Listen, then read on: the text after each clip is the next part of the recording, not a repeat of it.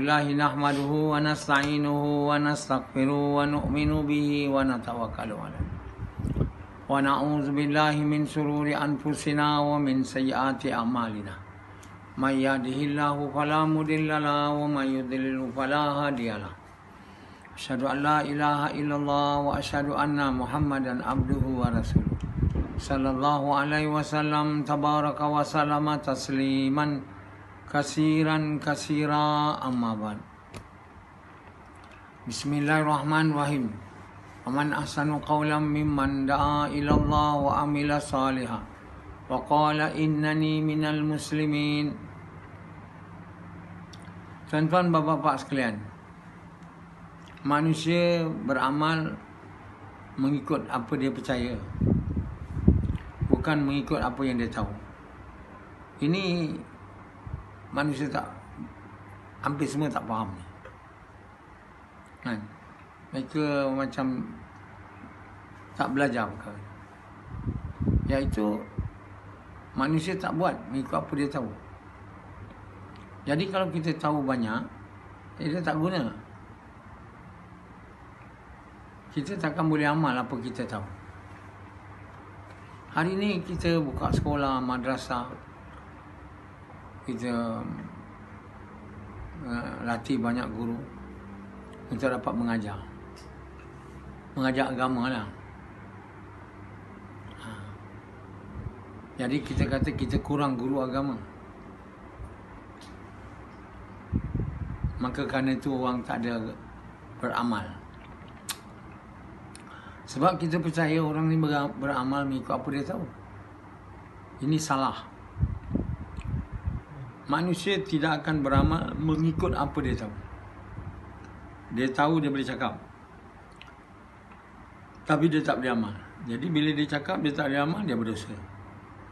Bila dia dengar ceramah, dia tahu tapi tak boleh amal, dia berdosa. Jadi yang berceramah pun berdosa. Yang duduk dengar ceramah agama, sana kejar, situ kejar, mana ada ustaz mengajar agama pun berdosa. Jadi macam mana pula berdosa?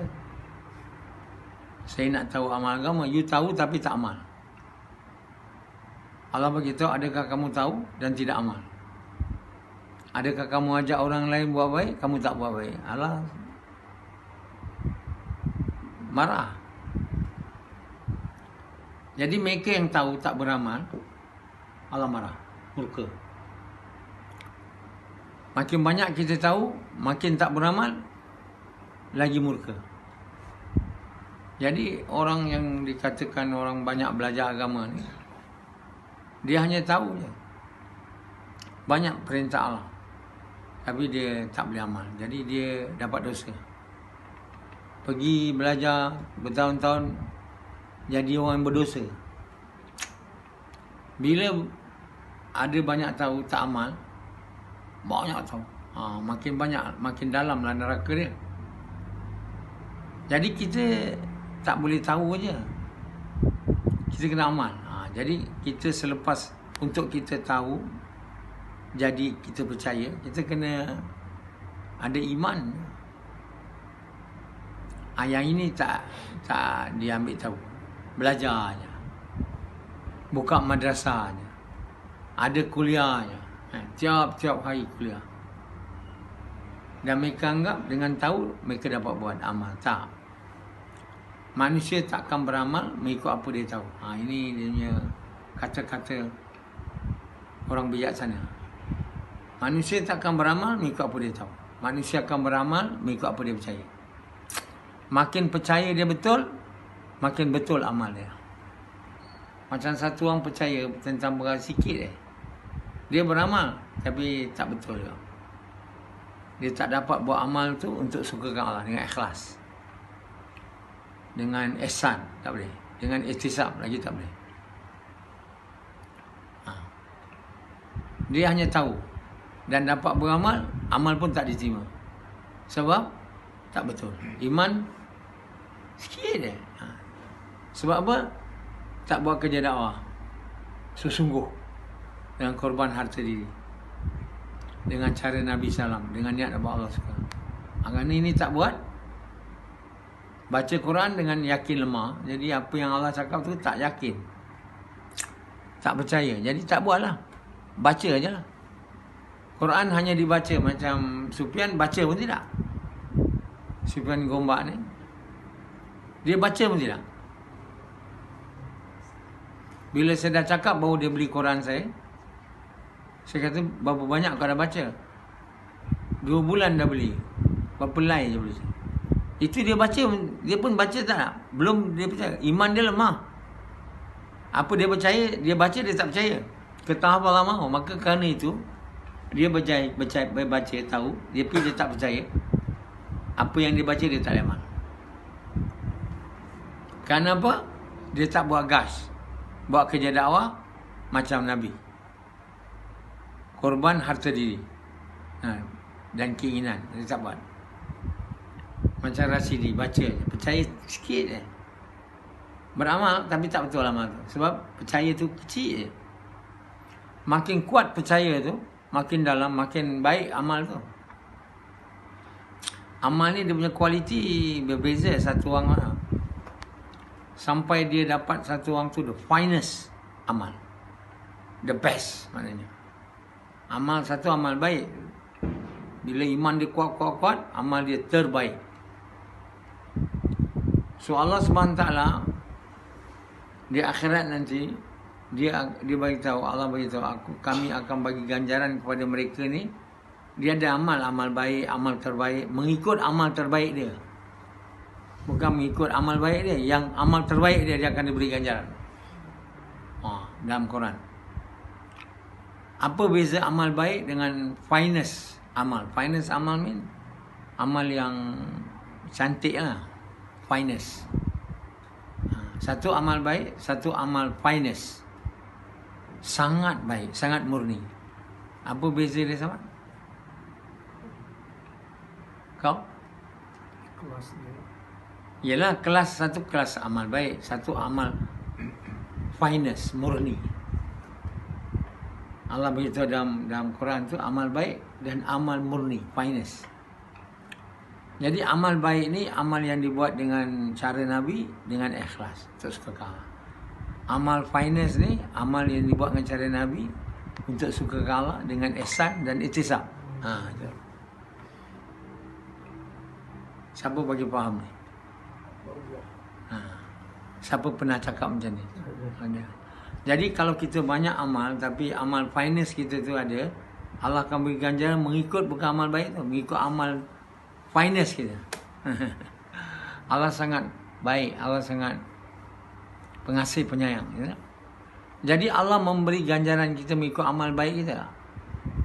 Amal kita baik. Jadi mereka yang mempunyai finest amal ni makna amal yang sangat baik, quality, ihsan, ihtisab, Allah SWT akan lepas pandang, overlook dia punya amal buruk, overlook,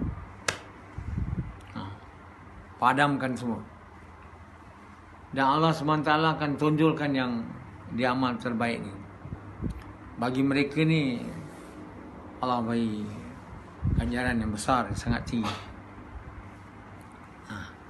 Jadi tuan-tuan bapa sekalian, hari ni kita beramal je. Sama ada terima tidak, kita kata itu tak penting. Saya beramal, terima terpulang pada Allah. Jadi kita semua nak suruh Allah terima amal yang tak baik. Kita sendiri tak nak makan kuih yang tak baik. Makan nasi busuk tak nak. Nampak nasi basi tak nak. Orang bagi kita makanan tak baik tak nak. Mana nak terima? Lepas tu kita buat amal tak kira baik ke tidak. Bagi je, asal buat. Macam Hanzalah. Semayang je. Baik ke tidak, tak kira. Allah yang terima. Aku tak kisah kalau Allah tak terima. Aku dah buat. Jadi maknanya tak ada sesungguhlah nak menyukakan Allah. Allah SWT bukan mau terima amal ya.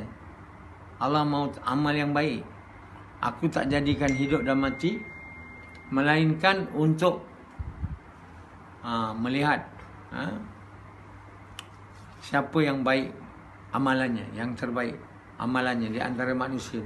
Jadi kita ni sebenarnya untuk membaiki amal kita. Nabi SAW dihantar untuk membaiki akhlak. Maknanya kita kena mempunyai amal yang finest, amal yang murni, yang baik. Bukan ada cara Nabi dan ikhlas saja, dengan ihsan, merasa Allah melihat, ihtisab, yakin dengan janji Allah. Jadi satu amal yang finest, dia punya ganjaran lain daripada amal baiknya. Ganjaran amal baik lain daripada ganjaran amal yang tak baik. Amal yang tak baik tak dapat pahala. Dan orang tu tak dapat pahala dan tak dapat masuk syurga. Kan? Dia akan masuk neraka walaupun banyak amal. Walaupun dia mengajar agama. Walaupun dia buat kerja dakwah. Walaupun dia berpuasa Senin Khamis 3 bulan puasa bulan Ramadan, tapi tak diterima. Sebab amal tu tak baik. Ikhlas pun tak ada. Jadi banyak orang menghitung pahala, dia ingat dia boleh dapat pahala dengan amal tak baik. Pahala tak dapat dengan amal tak baik ni. Tak payah nak hitung lah. Kamu dapat pahala bila buat ni, itu bila buat amal yang baik baru dapat pahala. Kan Nabi SAW goncang orang bersemayang, gugur puasa dosa dia. Semayang macam mana tu? Bukan semayang macam Sufyan punya. Sufyan punya semayang tak khusyuk, tak ada ihsan dan ihtisab, tak ada ikhlas. Kenapa saya cakap tu? Sebab iman lemah. Belum jadi orang beriman beramal soleh. Nabi bagi kata bila orang semayang, dosa dia semua naik daripada kaki. Dosa dia buat kaki, tangan naik, dan dia himpun atas satu raga. Raga apa? Bakul atas kepala dia. Makin lama dia berdiri, banyaklah dosa tu terkumpul. Lepas tu bila dia rukuk je, bakul pun jatuh, dosa semua gugur. Macam tu lah. Bila kita semayang, kita kena merasai ni, dosa gugur. Itu namanya ihtisab. Sami Allahu liman hamidah. Maha suci Allah yang mendengar.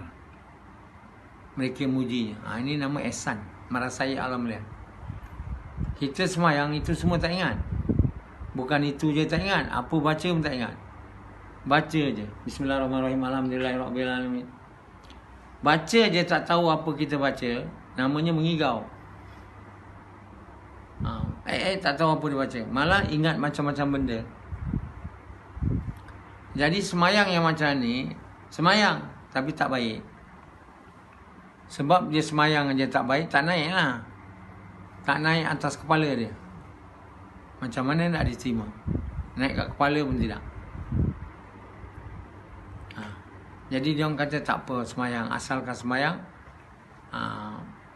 Allah terima ke tidak tak penting. Ada ke betul? Asal semayang. Saya kalau tak semayang rasa susah hati ya. Rasa macam tak sempurna, ada benda tak betul.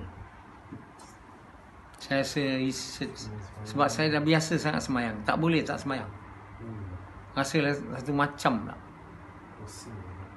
Macam rasa satu macam. Itu je lah sebab dia semayang. Sebab tak rasa selesa. Sebab dah jadi habit, dah jadi kepercayaan, jadi tabiat. Jadi semayang tu sendiri tidak baik. Tidak mencapai matlamat yang Allah mahu, finest amal. Amal yang murni, cantik. Mana? Jadi makin cantik amal ni semua, dia punya asas kepada amal cantik ni iman yang kuat. Dan iman yang kuat ni tak dapat dengan kuliah. Banyak tahu. Dengar kuliah sana, dengar keluar sini, malam markas dengar lagi. Dengar kuliah, baca buku. Banyak tahu. Tapi tak boleh amal sebab manusia tak buat mengikut apa dia tahu. Manusia buat mengikut apa dia percaya. Awak percaya tak percakapan saya ni? Manusia tak buat mengikut apa dia tahu, tapi buat mengikut apa dia percaya. Awak setuju tak? Atau tak setuju? Banyak awak tahu, awak tak buat. Sebab apa? Tak percaya. Macam Hanzalah ni, dia tak percaya ke tahap yang Allah mahu. Bila dia dugaan dia, tabiat yang dia buat amal tu hilang. Sebab dia hanya tabiatnya, dia belum percaya lagi. Jadi iman ni, apa kita percaya ni, asas kepada apa kita amal. Apa kita amal itulah Islam. Islam bukan percakapan. Wah, saya boleh bagi kuliah, saya duduk banyak dengar kuliah, saya banyak Islam.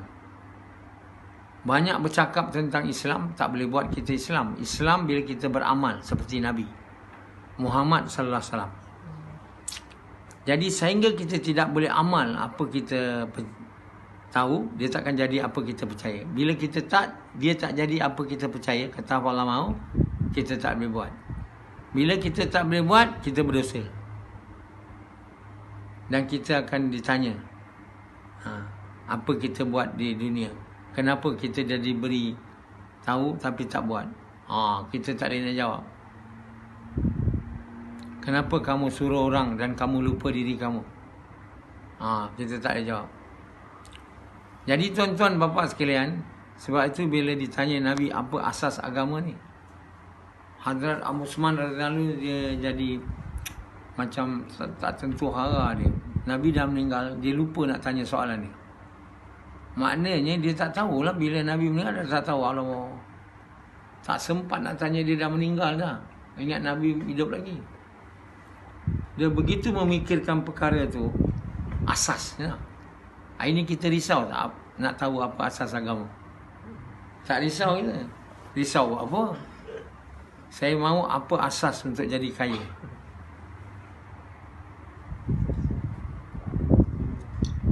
Yang saya tahulah, yang saya tengok asas nak jadi kaya, duit banyak. Tak ada duit, mana nak jadi kaya? Jadi untuk dapat asas nak jadi kaya ni, banyak duit, cari kerja, berniaga. Siang malam, fikir macam mana, apa benda boleh dapat jadi kaya. Jual apa sekarang? Bisnes apa? Minyak. Jual beli minyak, jual beli rumah, jual beli tanah. Macam-macam lah. Jadi orang yang memikirkan nak jadi kaya ini lah yang dia buat asasnya. Banyak duit. Asas untuk agama ialah banyak iman lah. Kata Nabi, asas agama ni kalimah yang ku ajak pamanku, so terima, dan percaya dia tolak. Ialah asas. Jangan cakap asas agama doa iftitah, asas agama tajwid, baca Quran, asas agama belajar agama. Asas agama kalimah. Maksudnya kalimah tu kena masuk dalam hati, ke tahap yang Allah mahu, baru dia jadi asas. Kalau tak masuk, tak jadi asas ya. Akar tu dia kena menunjang di bumi, baru jadi asas kepada pokok dan pohonnya yang mengeluarkan daun, buah dan buah yang manis. Kalau akar tak masuk ke dalam, dahan pun tak ada, melata je. Sekejap habis, buah pun tak ada. Jadi bapa tuan yang mulia, Allah buat dinamakan parable dalam bahasa Inggeris, ataupun dalam kita parable mean cerita-cerita yang Allah buat untuk kita mudah faham apa itu Islam. Islam tu pokok lah, asasnya akar tu, yang menunjang di bumi. Jadi kalimah la ilaha illallah tu mau menunjang di hati, barulah keluar daripada anggota kita perbuatan ikut sunnah Nabi. Ikut sunnah Nabi tu namanya Islam. Jadi Hanzalah bukan dia orang tak semayang. Dulu semayang, sekarang bila dia dah sibuk, dia tumbang, semayang tak ada, subuh. Itu makna asasnya tak kuat tu. Dia asas hanya akar kat luar je, atau dalam sikit, tak masuk. Bila ribut sikit saja, terus tercabut. Kalau toge, Kalau kipas angin kuat sikit dia terbang. Macam itulah. Tapi kalau asas kuat, ya, dia tak bergerak. Sungai lalu pun dia tak bergerak. Macam gunung, tegur je. Jadi Allah SWT mahu kita usaha atas asas dulu. Sebelum pergi belajar sini, sana ni semua. Kalau kita belajar tanpa dapat asas, masa dapat percaya, apa kita dengar kita tak percaya. Kita tahulah tapi tak boleh amal. Kenapa kita tak boleh amal? Sebab asas tak ada. Bila asas tak ada, apa kita dengar kita tak percaya, dengar je. Kita kuliah dengar, itu dengar tapi tak. Kita baca, tahu tapi tak percaya. Inilah bala dia. Inilah akibat nak belajar agama, tak mau buat kerja dakwah. Tak nak buat kerja dakwah, ajak manusia ucap kalimah. Yang dah ucap kalimah, diingat tentang kalimah, dia ajak buat kerja dakwah. Dia orang salah faham, dakwah ni ingat mengajak kebaikan. Kebaikan tu mana apa-apa saja, tak. Kebaikan yang dimaksud oleh Nabi tu mengajak kepada kalimah yang baik. Kalimah yang baik ialah la ilaha illallah Muhammad Rasulullah. Bukan ajak apa-apa je. Jadi jangan salah tafsir. Mengajak kebaikan tu mengajak kepada kalimah. Kalimah yang baik ialah kalimah la ilaha illallah. Juga dikenal sebagai kalimah benar. Juga dikenal sebagai kalimah ikhlas. Jadi kalau ada kalimah dalam hati kita ni, baru kita jadi orang baik, orang benar, baru jadi orang ikhlas. Kalau kalimah tu tak ada dalam hati kita, Allah mahu macam Hanzalah, dia tak boleh jadi orang benar, tak boleh jadi orang baik, tak boleh jadi orang ikhlas. Siapa sajalah, bukan Hanzalah je. Jadi jadilah Hanzalah ni beramal yang tak diterima. Jadi bila dia sibuk aja, amal tu hancur lah, melayang. Kita jangan heran. Hari ni dia semayang tak semayang lebih kurang sama je. Semayang pun tak diterima, tak semayang pun lagi lah tak terima. Apa bezanya orang yang semayang tak diterima dengan tak semayang? Dia sama aja. Yang penting tu amal diterima, baru dapat pahala, baru dapat kesan. Amal yang tak baik, apa ada kesan? Kesan buruk ada. Jadi kalau kita nak beragama dan nak berjaya, kita tak boleh buat cincai je tuan. Yang pertama penting sekarang, kita mau dapat akar asas agama, iman. Selepas kita mengucap kalimah la ilaha illallah Muhammad Rasulullah, tak ada kerja lain. Kerja macam mana nak campak, nak masukkan kalimah tu yang kita ucap tu ke dalam hati. Untuk itu kita kena cakap kalimah ni hari-hari, lorong ke lorong, rumah ke rumah. Ajak yang belum Islam ucap kalimah ni, dan yang dah ucap kalimah, terus ajak dia buat kerja dakwah. Tak ada tunggu dia alim dulu ke apa, belajar agama, masuk madrasah, dia tak ada. Perintah nombor 1 lepas mengucap, iaitu nak dapatkan kalimah tu masuk hatinya, kata apa yang Allah mahu, ialah dakwah macam Nabi, lorong ke lorong, rumah ke rumah. Tak boleh tinggal itu kerja. Bila buat, tak boleh juga iman naik, mana benda tu mesti salah. Yang kita buat tu mesti salah. Kalau tidak salah, dia tak boleh. Mesti iman kuat. Jadi bila iman kita tak kuat, kerja yang kita buat tu mesti salah. Salah mana? Tak ikut cara Nabi, atau tak ikhlas. Jadi bila kita tak dapat dia punya outcome, iman kuat, kerja yang kita buat tentu salah, tentu bukan seperti Nabi buat, tentu tidak ikhlas. Jadi kita kena pastikan kerja dakwah yang kita buat ni kerja seperti Nabi buat.